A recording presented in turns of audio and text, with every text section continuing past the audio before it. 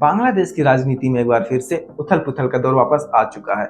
ऐसा अंदाजा लगाया जा रहा है कि कुछ ताकतें एक बार फिर से बांग्लादेश में राजनीतिक सत्ता के तख्ता पलट की कोशिश में लगी हुई हैं। अब तो खैर अमेरिका में भी सत्ता परिवर्तन हो चुका है, ट्रंप के हाथों में कमान आ चुकी है और ट्रंप की विदेश नीति में भी काफी बदलाव देखने को मिल रहा है। इस वीडियो में हम बांग्लादेश के राजनीतिक घटनाक्रम को समझेंगे।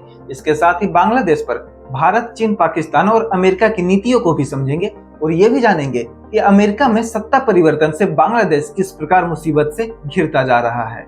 बांग्लादेश में पिछले साल तख्ता पलट हो गया। प्रदर्शनकारियों से बचते हुए शेख हसीना भारत पहुंची और उन्होंने भारत में शरण ली है। इसके बाद बांग्लादेश में हंगामा बढ़ने लगा, पीएम हाउस में तोड़फोड़ की गई, उपद्रव मचाया गया। इसके साथ ही बांग्लादेश की आजादी के लिए लड़ाई लड़ने वाले शेख मुजीबुर रहमान की मूर्तियां तोड़ी गई और उनकी मूर्तियों पर पेशाब किया गया।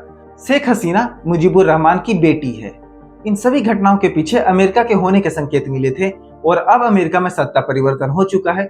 डोनाल्ड ट्रंप के हाथों में कमान आ चुकी है और इसके बाद हसीना समर्थक एक बार फिर से एक्टिव हो चुके हैं।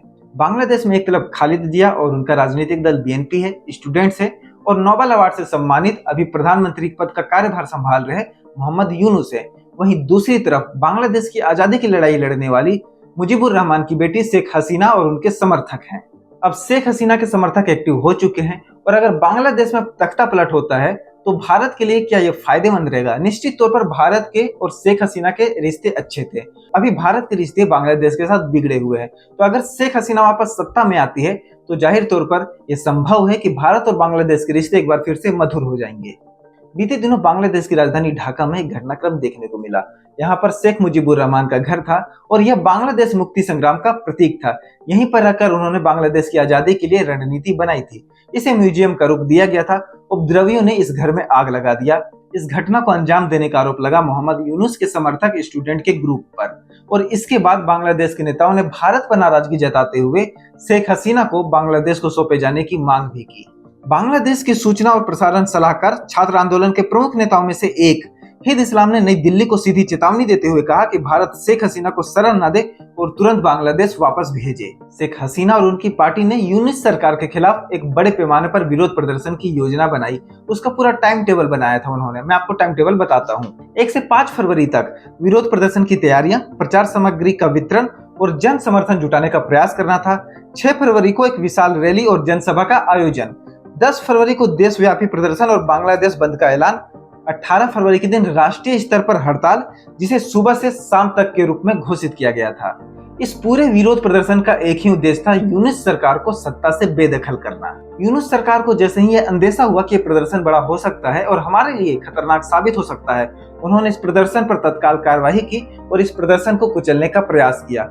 उन्होंने चुन चुनकर शेख हसीना के समर्थकों को गिरफ्तार किया, हिरासत में ले लिया। शेख हसीना ने अपने समर्थकों को 6 फरवरी को एक लाइव ऑनलाइन स्पीच देने की घोषणा की थी। यूनुस सरकार ने इसे रोकने की कोशिश की लेकिन इसे पूरी तरीके से रोक नहीं पाई। शेख हसीना के समर्थकों को डराने के लिए, उनका मनोबल तोड़ने के लिए ही प्रतिक्रिया स्वरूप शेख मुजीबुर रहमान का घर जलाया गया। वीडियो में साफ देखा जा सकता है कि प्रदर्शनकारी हाथ में छेनी हथौड़ा लेकर घर में पहुंचे थे।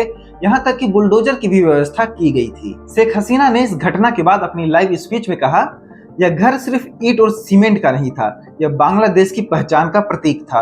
अगर तुम्हें लगता है कि तुम इसे तोड़कर हमारे हौसले को भी तोड़ दोगे तो तुम गलत सोच रहे हो। इतिहास बदलता नहीं है लेकिन इतिहास बदला जरूर लेता है। शेख हसीना ने इस घटना की तुलना 1971 के पाकिस्तान हमलों से की है।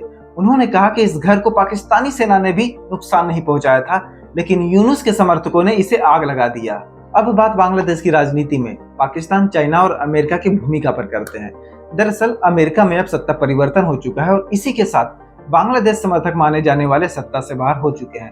बांग्लादेश की इस तख्ता पलट के पीछे जिनका माइंड था, ऐसे अफसर भी अब सत्ता से बाहर हो चुके हैं और अब सत्ता में डोनाल्ड ट्रंप और एलन मस्क हैं और दोनों मिलकर ही अमेरिका की सहायता नीति में बदलाव कर रहे हैं। अब अमेरिका से सहायता की उम्मीद कम होते देख मोहम्मद यूनुस चाइना और पाकिस्तान की ओर रुख कर रहे हैं। ऐसा बताया जा रहा है कि मोहम्मद यूनुस का पाकिस्तान की खुफिया एजेंसी आईएसआई और वहां की आतंकवादी संगठनों के साथ भी कनेक्शन है।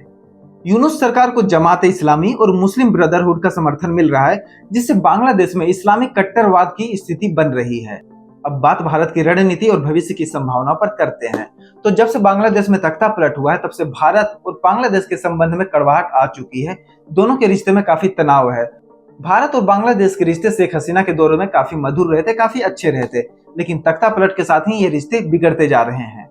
ऐसी खबरें आ रही है कि यूनुस सरकार भारत विरोधी तत्वों के साथ मिले हुए हैं, भारत विरोधी तत्वों के साथ उनकी कनेक्शन सामने आ रहे हैं। यूनुस सरकार भारत विरोधी तत्वों को बढ़ावा भी दे रही है, जिससे भारत के पूर्वोत्तर राज्य में उग्रवाद बढ़ सकता है। भारत इस मुद्दे पर खुलकर कुछ कह नहीं रहा है।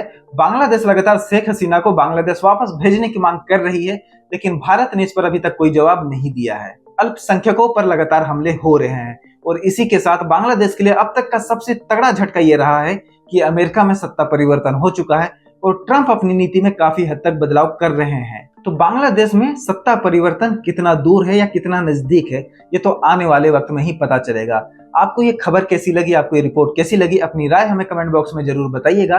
लेटेस्ट खबरों के लिए, लेटेस्ट अपडेट्स के लिए वह भारत यूट्यूब चैनल को सब्सक्राइब कर लीजिए। धन्यवाद।